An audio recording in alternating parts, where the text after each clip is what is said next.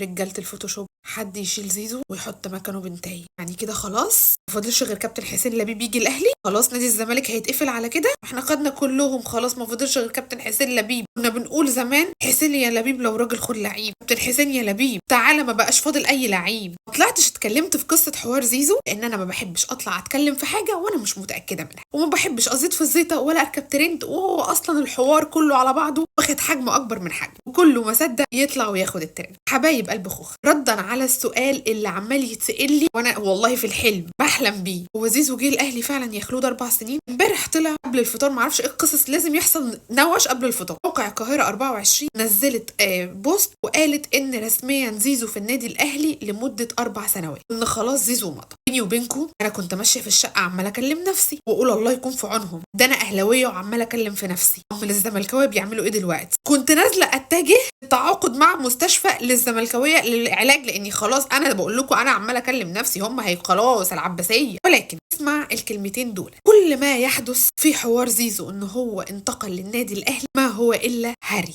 فلا ما شاء الله على والد زيزو، ربنا يديله الصحه ويبارك في عمره، هو راجل هو عارف يعمل ايه كويس. وانتوا تفتكروا شفتوا الفيديو بتاعي اللي انا عملت ما قلت لكم ان في مركز شباب اتفتح في المنيا وكان والد زيزو حاضر، وقالوا له هو زيزو كده في الاهلي، راح والد زيزو بص وضحك. هو زيزو ما راحش الاهلي ولا حاجه، هو والد زيزو بيضغط على مجلس اداره نادي الزمالك، وده بالفعل اللي ناجح فيه ان هو خلاص هو في الاهلي، البس انت بقى مع الجمهور. وبالفعل هو جمهور الزمالك واخده محتوى شتيمه هو ووالده، ووفقا لكلام حد مقرب منه شفت له بوست عشان اكون صريحه بيقول ان هو اصلا زيزو ما بيروحش التمرين. هذا معناه كله ان هو زيزو خلاص في الاهلي؟ لا يا جماعه. وحتى لو في مفاوضات مع النادي الاهلي لزيزو، اني زي ما انا قلت لكم بقيت اتوقع كل حاجه في كره القدم، ان الاحتمال جدا ان زيزو يجي الاهلي. محدش يزعل مني في الكلام اللي انا بقوله، امام عاشور كلنا عارفين ان هو زملكاوي من صغره، ده بجد جه النادي الاهلي. فزيزو اللي هو اصلا اهلاوي مش هيجي النادي الاهلي اذا اتحقق له كل المطالب اللي هو عايزه. ولكن معلش هتكلم في نقطه، ده وجهه نظري الشخصيه، انا شايفه كل الضجه اللي حادثه على زيزو دي ملهاش اي لازمه والله، سواء من الاهلي او من الزمالك. كل المبالغ الضخمه دي زيزو ما يستاهلهاش يا جماعه.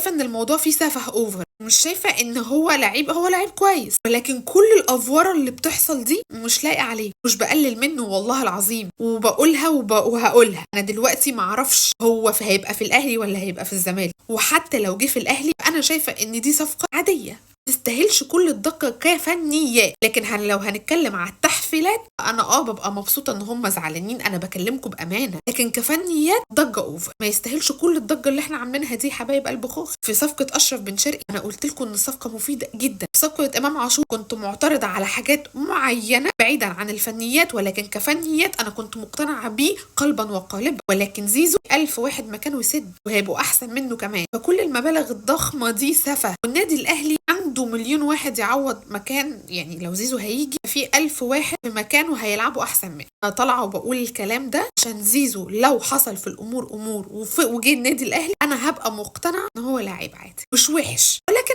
عادي ضجه اوفر، نحب نعمل حاجات اوفر، ولكن هو الموضوع تحفيلات اكتر من فنيات. ولكن خدوا الخلاصه من خوخه اللي بتحب عصام صاصا، كل ما هذا ما يحدث ما هو الا اجتهادات. زيزو لحد الان وفقا لكلام كمان في الجول ان الزمالك فتح مفاوضات تانية مع زيزو للتجديد، ان هو بعد معسكر المنتخب هيروح وهيشوفوا قصه التجديد. والاعتراض اصلا مش في تجديد زيزو، الاعتراض على العموله بتاعه والد زيزو، لان كلنا عارفين ان والد زيزو هو وكيل اعماله، فوالد زيزو عاوز ياخد 20 مليون وهو الاختلاف في هنا يعني. فبيقولوا ان هم خلاص يحلوا القصه دي وهيدوا لوالد زيزو ال 20 مليون وهيجددوا لزيزو بالمبلغ اللي هو عايزه. لكن كل ما هذا ما يحدث ما هو الا اجتهادات، وزيزو ولا في الاهلي ولا في الزمالك لحد دلوقتي ما حدش يعرف، واي حد هيطلع يقول لكم غير كده ده هو هراي. محدش عارف هو في الزمالك هيستمر ولا هو رايح الاهلي. ولكن لو جه الاهلي مش هستغرب، ولكن برضو لو جه الاهلي شايفه ان الموضوع اوفر، مقفرينه وتحفيلات اكتر من فنيات، ان هو لعيب عادي وما يستاهلش كل الملايين دي ولا كل الطاقه دي.